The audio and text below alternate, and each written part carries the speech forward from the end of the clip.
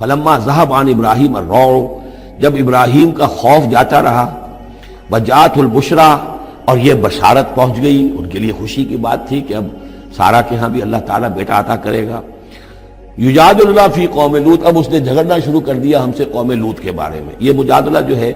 یہ تورات میں بڑی تفصیل سے آیا ہے کہ دیکھو تم جو جا رہے ہو، اگر اس شہر کے اندر، ان بستیوں کے اندر 50 آدمی بھی راست باز ہوں گے تو کیا کرو گے؟ کیا پھر بھی ہلاک کر دو گے؟ فرشتوں نے کہا نہیں، اگر 50 آدمی وہاں ہوئے، اگر راست باز ہوئے تو ہم ہلاک نہیں کریں گے۔ اچھا دیکھو، میری کوئی حیثیت نہیں ہے، میں بہت ناچیز ہوں، لیکن میں پھر جرأت کرتا ہوں، میں اللہ سے عرض کرتا ہوں کہ اچھا ہو سکتا ہے 40 ہوں وہاں پر، تو پھر اچھا 40 بھی ہوئے تو پھر ہم ان کو بھی پھر چھوڑ دیں گے، بستیوں کے پر عذاب نہیں آئے گا۔ ہوتے ہوتے 5 پہ آ گئے، جس پہ کہ آخر میں کہا گیا کہ اے ابراہیم چھوڑو اب اس بات کو، اب یہ تمہارے رب کا فیصلہ آ چکا۔ وہاں ایک بھی نہیں ہے، تم 5 کی بات کر رہے ہو۔ وہاں تو سوائے حضرت لوط علیہ السلام کے خود اور ان کی 2 بیٹیوں کے اور کوئی بھی نہیں تھا کہ جو ان شہروں میں سے بچا ہو۔ تو یجادلنا فی قوم لوط، اب وہ قوم لوط کے بارے میں ہم سے جھگڑنے لگے، یعنی چونکہ وہ حلیم الطبع تھے، طبیعت میں نرمی تھی، وہی جو حضور کی طبیعت میں بھی تھی، حضرت ابوبکر کی طبیعت میں بھی تھی، اس وجہ سے انہوں نے کہا کہ عذاب سے بچنے کی کوئی شکل ہو سکے۔ ان ابراہیم لحلیم اواہ منیب، 3 الفاظ جمع کر دیے گئے۔ یقیناً ابراہیم بہت ہی حلیم بھی تھا، بہت ہی نرم دل تھا، اور بہت ہی اللہ کی جناب میں رجوع کرنے والا تھا۔ یا ابراہیم عارضا ھذا، تو اب کہا گیا ان سے کہ ابراہیم اب چھوڑیے، اب اس بات سے آپ ذرا قطع تعلق کیجئے۔ انہ قد جاء امر ربک، یہ تو اب آپ کے رب کا فیصلہ آ چکا ہے۔ وانہم آتیہم عذاب غیر مردود، اب ان پر وہ عذاب آ کر ہی رہے گا جسے لوٹایا نہیں جا سکے گا۔ ولما جاءت رسلنا لوطا سیء بہم ضاق بہم ذرعا، تو جب آئے ہمارے یہ فرشتادے بھیجے ہوئے، ہمارے یہ پیغامبر، یہ فرشتے لوط کے پاس، سیء بہم، کہ وہاں پر یہ بھیجے گئے تھے بہت خوبصورت لڑکوں کی شکل میں، اور ان کے ہاں جو تھا معاملہ آپ کو معلوم ہے کہ جو عبرت پرستی ان کے ہاں تھی اور جو سوڈمی تھی، تو یہ لڑکے خوبصورت آ گئے تو اس قوم کے لیے، تو ان کے لیے جشن ہو گیا کہ ہمارے لیے شکار آ گئے ہیں بہت اچھے، لوط کے ہاں بڑے عمدہ شکار پہنچے ہیں، لہذا وہ سب غول کے غول اب آ رہے ہیں، حضرت لوط علیہ السلام کے گھر پر چڑھائی کر رہے ہیں۔ تو جب ہمارے یہ فرشتادہ، ہمارے یہ جو نوجوان لڑکوں کی شکل میں جن کو بھیجا گیا تھا فرشتوں کو، جب پہنچے حضرت لوط کے پاس سیء بہم، وہ ان کو دیکھ کر بہت غمگین ہوا کہ یہ بڑا میرے لیے، وضاق بہم ذرعا، ان کا دل بڑا تنگ ہوا، وقال ھذا یوم عصیب، اور انہوں نے کہا میرے لیے بڑا سختی کا دن آ گیا ہے، میرے پاس اتنی طاقت نہیں ہے کہ میں ان بدبختوں کا مقابلہ کر سکوں، اپنے ان مہمانوں کو ان کی دست برد سے میں بچا سکوں، اور وہ لوگ جو ہیں جانتے تھے جس قسم کی خبیث ان کی تباہی ہو چکی تھی کہ وہ کسی اپیل اور کسی دلیل سے بعد آنے والے نہیں ہیں، تو اس سے ان کے دل کے اندر جو ہے وہ ایک عجیب کیفیت پیدا ہوئی۔ سیء بہم وضاق بہم ذرعا وقال ھذا یوم عصیب وجاءہ قومہ یہرعون الیہ، اور اب آئی اس کی قوم اس کے پاس والہانہ دوڑتی ہوئی، بڑے خوشی سے ناچتے ہوئے آ رہے ہیں کہ آج تو ہمارے لیے جو ہے وہ بہت ہی عمدہ شکار پہنچ گیا ہے۔ ومن قبل كانوا يعملون السيئات، وہ پہلے ہی سے ان گندے کاموں کے اندر ملوث تھے۔ قال یا قوم هؤلاء بناتی هن اطہر لكم، حضرت لوط نے فرمایا کہ دیکھو میری قوم کے لوگوں، میری بیٹیاں موجود ہیں، وہ تمہارے لیے بہت پاکیزہ ہیں۔ اس کے 2 معنی کیے گئے، ایک تو یہ کہ بیٹیوں سے مراد ہے کہ جو تمہاری بیویاں ہیں وہ میری بیٹیوں کے مانند ہیں۔ نبی جو ہوتا ہے وہ گویا کہ قوم کے لیے والد کی جگہ ہے، جیسے کہ قرآن مجید میں وازواجہ امہاتہم، حضور کی تمام ازواج جو ہیں وہ پوری امت کے لیے ماؤں کے درجے میں ہیں، تو گویا کہ یہ میری بیٹیاں ہیں، اللہ نے تمہارے لیے ان کو پیدا کیا ہے، تمہارے لیے جوڑا بنایا ہے، وہ پاک جو ہے تمہارے لیے راستہ، اپنی شہوت کی کے تقاضے کو پورا کرنے کے لیے صحیح راستہ اس کو چھوڑ کر، اور یہ بھی ہو سکتا ہے کہ انہوں نے اپنی بیٹیوں ہی کو پیش کیا ہو کہ تمہیں اگر کرنا ہی ہے تو نکاح کر لو، میں اپنی بیٹیاں تمہیں نکاح میں دینے کو تیار ہوں، لیکن میرے جو یہ مہمان ہیں ان کے بارے میں مجھے رسوا نہ کرو۔ قال یا قوم هؤلاء بناتی هن اطہر لكم فاتقوا الله ولا تخزون فی ضیفی، تو اللہ کا خوف کرو اور دیکھو مجھے میرے مہمانوں کے معاملے میں رسوا مت کرو۔ الیس منکم رجل رشید، کیا تم میں کوئی ایک آدمی بھی شریف اور کوئی ایک آدمی بھی نیک چلن نہیں رہا؟ یعنی کوئی تو تم میں سے ایسا نکل آتا جو میرا ساتھ دیتا، جو میری ہاں میں ہاں ملاتا، تم میں تو معلوم ہوتا کہ کوئی ایک شخص بھی شریف النفس باقی نہیں رہا۔ قالوا لقد علمت ما لنا فی بناتک من حق، انہوں نے کہا کہ اے لوط تمہیں خوب معلوم ہے تمہاری بیٹیوں پر ہمارا کوئی حق نہیں ہے۔ اس سے معلوم ہوتا ہے وہ دوسری ہی بات ہی زیادہ راجح ہے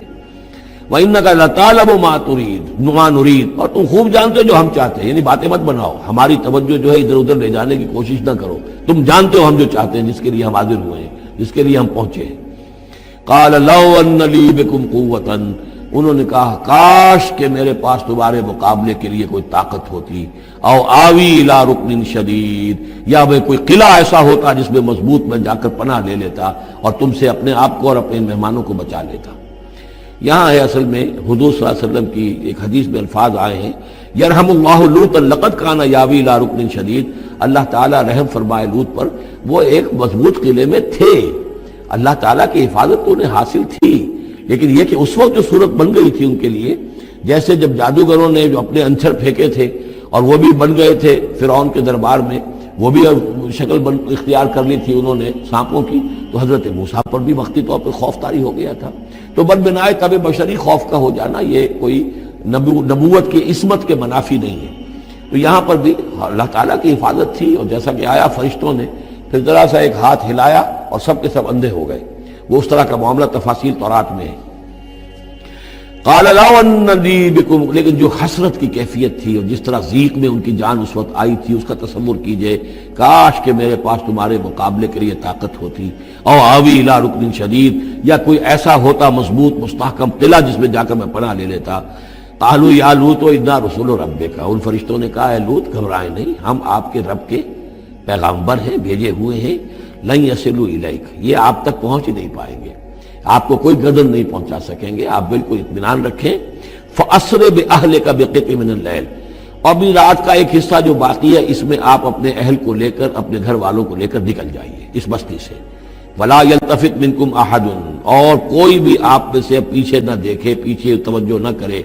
پیچھے کی طرف کوئی خیال نہ آئے کہ ہمارے دوست تھے اور ہمارے یہ تھے اور ہمارے عزیز تھے، إِلَّا امْرَأَتَكَ، اور آپ کی بیوی بھی ساتھ نہیں جائے گی، وہ بھی یہیں رہے گی۔ یہ دو بیویاں ہیں جلیل القدر پیغمبروں کی، جن کا ذکر پھر آئے گا بڑی وضاحت کے ساتھ سورہ تحریم میں، ایک حضرت نوح علیہ السلام کی بیوی اور ایک حضرت لوط کی بیوی، کہ یہ اگرچہ کہ کانتا تحت عبدین من عبادنا صالحین فخانتاہما فلم یغنیا عنہما من اللہ شیئا، اگرچہ وہ ہمارے دو بہت ہی نیک اور بہت ہی برگزیدہ بندوں کے تحت تھی، ان کے گھروں میں آباد تھی، لیکن یہ کہ انہوں نے خیانت کی، اور اس کے نتیجے میں یہ ہے کہ پھر وہ اللہ تعالیٰ کے عذاب سے ان کے شوہر انہیں بچا نہیں سکے، نہ حضرت نوح بچا سکے اپنی اس بیوی کو، اور نہ حضرت لوط بچا سکے اپنی اس بیوی کو۔ الا امرأتک، سوائے آپ کی بیوی کے، انہ مصیبھا ما اصابہم، اس کے اوپر تو وہی مصیبت آ کر رہنی ہے جو ان سب پر آنی ہے۔ ان موعدہم الصبح، اور دیکھیے ان کے وعدے کا وقت صبح کا ہے، صبح کو وہ عذاب آ جائے گا۔ الیس الصبح بقریب، کیا صبح قریب نہیں ہے؟ یعنی اب جلدی کیجئے، اب آپ فوری طور پر یہاں سے اپنی بچیوں کو لے کر نکل جائیے۔ فلما جاء امرنا جعلنا عالیہا سافلہا، جب ہمارا حکم آ پہنچا ہم نے اس کے اونچے کو نیچا کر دیا، یعنی کسی بستی کو تلپٹ کیا جائے تو چھت نیچے ہو جائے گی اور جو بنیادیں اوپر آ جائیں گی، عالیہا سافلہا، الٹ کر رکھ دیا بستیوں کو، وامطرنا علیہا حجارۃ من سجیل، اور مزید ان کے اوپر ہم نے بارش برسائی کنکروں کی، پتھروں کی،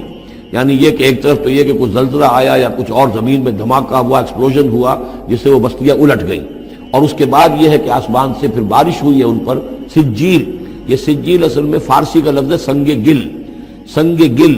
یعنی یہ کہ مٹی جو ہے اگر کسی صحرا کے اندر تھوڑی سی پھوار پڑے اور زیادہ تیز بارش نہ ہو تو وہ ہر قطرے کے ساتھ تھوڑی سی مٹی مل کر وہ ایک چھوٹا سا دانہ بنتا ہے، اور وہ پھر دھوپ جب پڑتی ہے تو وہ پھر پک جاتا ہے، جیسے کہ کہیں آپ اینٹیں پکاتے ہیں اپنے بھٹیوں کے اندر،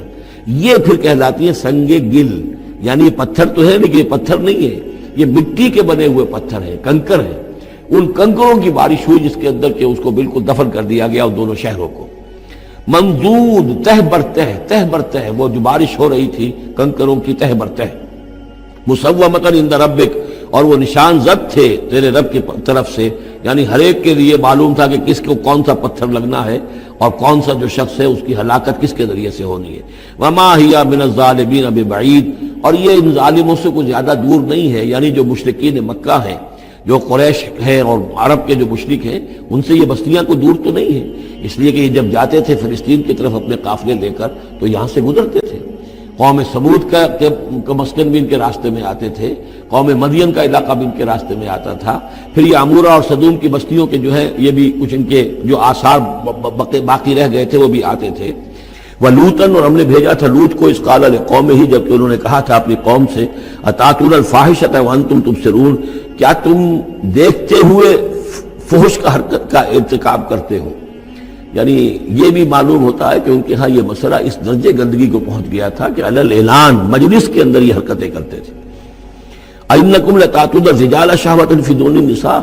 کیا تم مردوں کی طرف کا رخ کرتے ہو شہوت کے ساتھ عورتوں کو چھوڑ کر؟ بل انتم قوم تجہلون، لیکن تم تو واقعات یہ کہ بہت ہی جہالت میں مبتلا ہو چکے ہو۔ فما کان جواب قومہ، تو نہیں تھا اس کی قوم کا جواب، الا ان قالوا، مگر یہ کہ انہوں نے کہا، اخرجوا آل لوط من قریتکم، نکال باہر کرو لوط والوں کو، لوط کے گھر والوں کو اپنے شہر سے، انہم اناس یتطہرون، یہ تو بڑے پاک باز لوگ ہیں، بڑے طہارت اور بڑی پاکیزگی رکھنے والے لوگ ہیں۔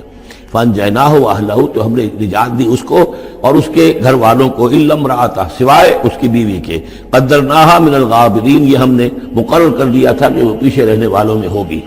وامطرنا علیہم مطرا، اور ہم نے ان پر ایک بارش برسائی، فساء مطر المنذرین، تو بہت ہی بری بارش تھی وہ کہ جو ان لوگوں پر برسائی گئی کہ جن کو خبردار سرکار سے دل جس نے سنوارا ہوگا، اس کی قسمت کا بلندی پہ ستارہ ہوگا، اس کی قسمت کا بلندی پہ ستارہ ہوگا۔